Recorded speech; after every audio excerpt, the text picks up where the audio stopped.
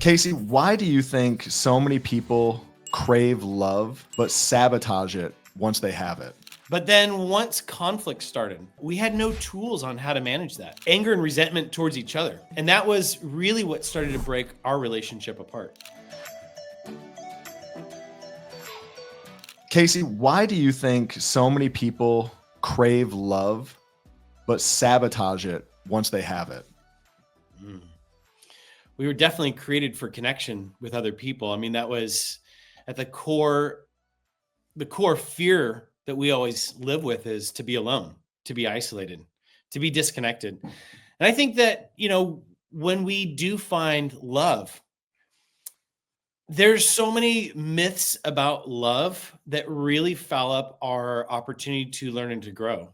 For example, when Megan and I first got married, we just thought love was all you need because dating was so easy that we were just like, let's do this forever, right?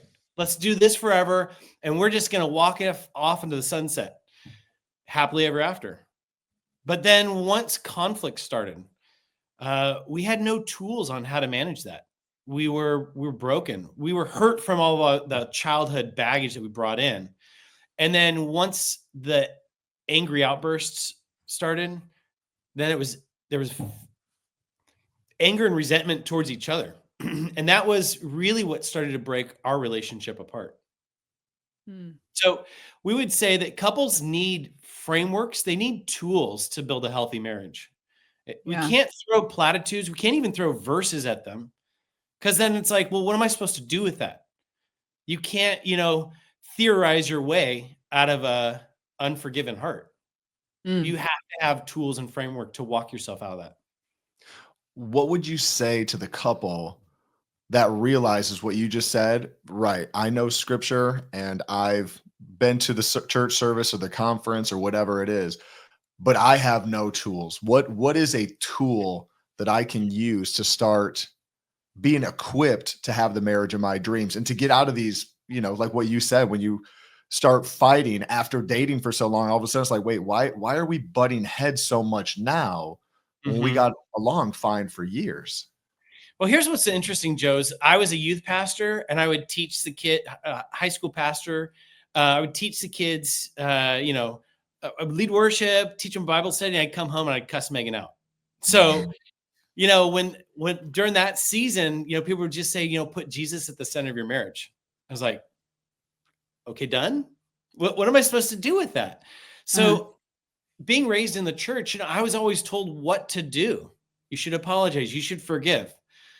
But no one ever talked to me how to do that. I have not yet today heard a sermon on how to apologize in a way that actually brings about true reconciliation.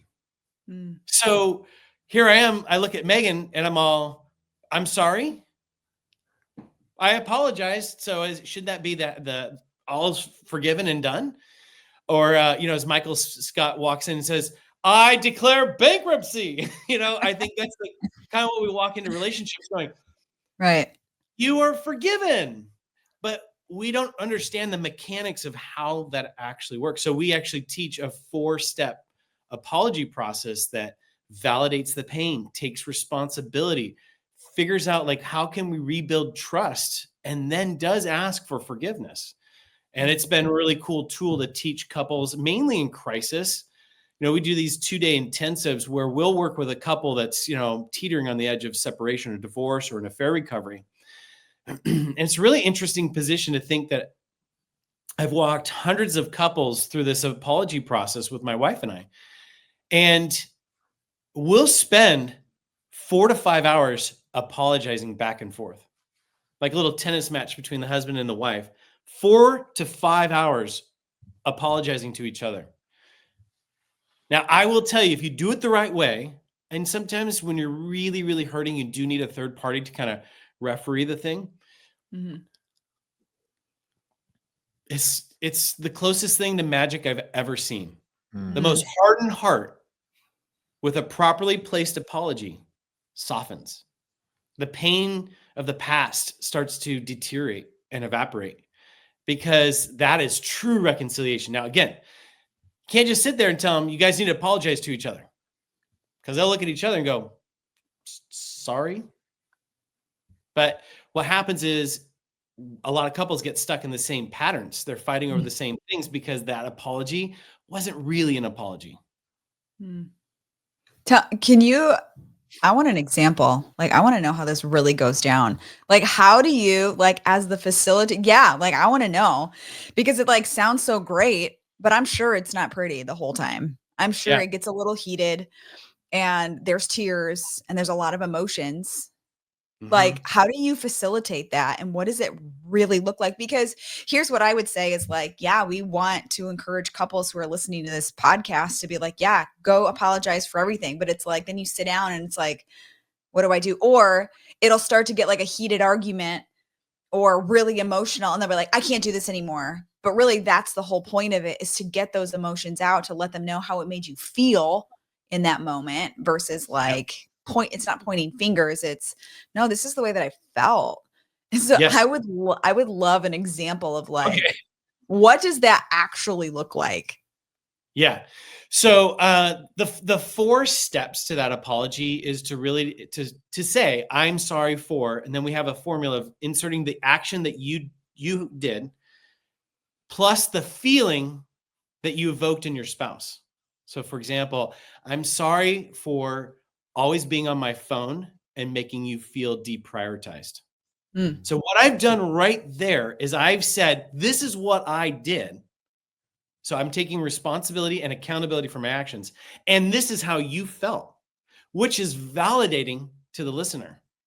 Think about that. Yeah. Because you can say, well, I'm sorry for being on my phone all the time, but work's always, there. See what I just said is I said, but. Now, Sir Mix-a-Lot loves big butts, but in the apology, it is not where it places, because what did I just do? Yeah. I just excused Erased my everything. behavior. I just totally erased it all. I'm sorry for yelling at you, but you were coming at me, right? So see, but that's not an apology. So to be able to say like, I'm sorry for putting the kids in front of you and making you feel, again, like not a priority and not important and not, a teammate. Second step is then to say, I was wrong. Now here, 3 simple words. I was wrong. But the ego and the pride get in the way because we do not want to say that we were wrong.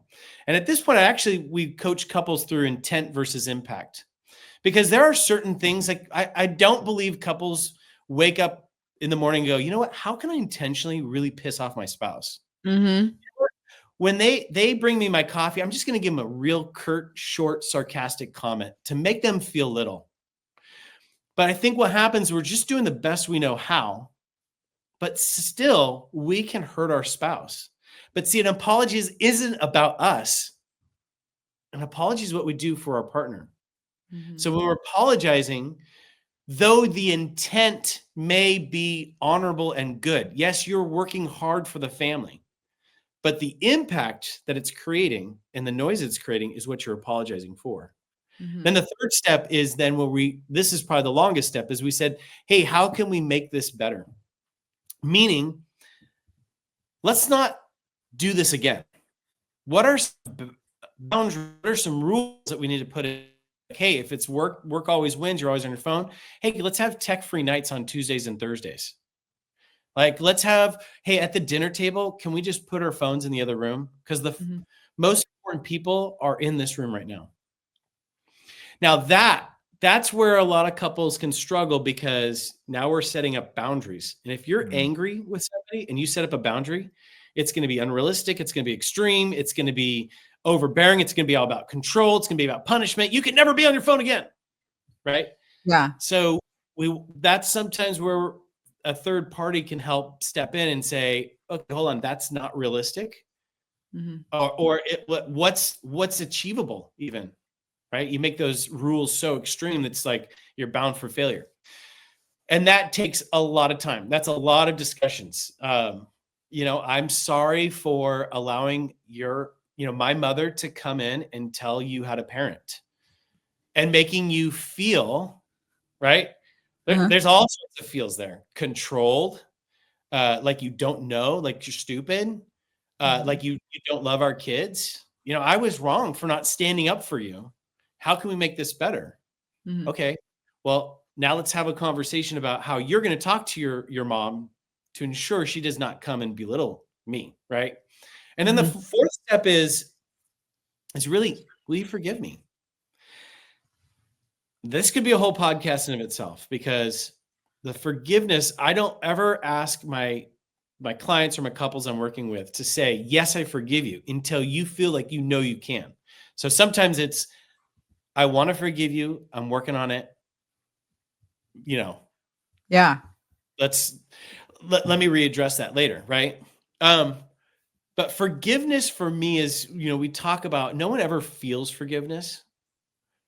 And I do believe that there's kind of a framework of where forgiveness starts, which is in the mind, because Mhm. our thoughts determine how we respond to someone. So when I say I forgive you, that means I mentally, right here, my thought life and my beliefs about who you are needs to change.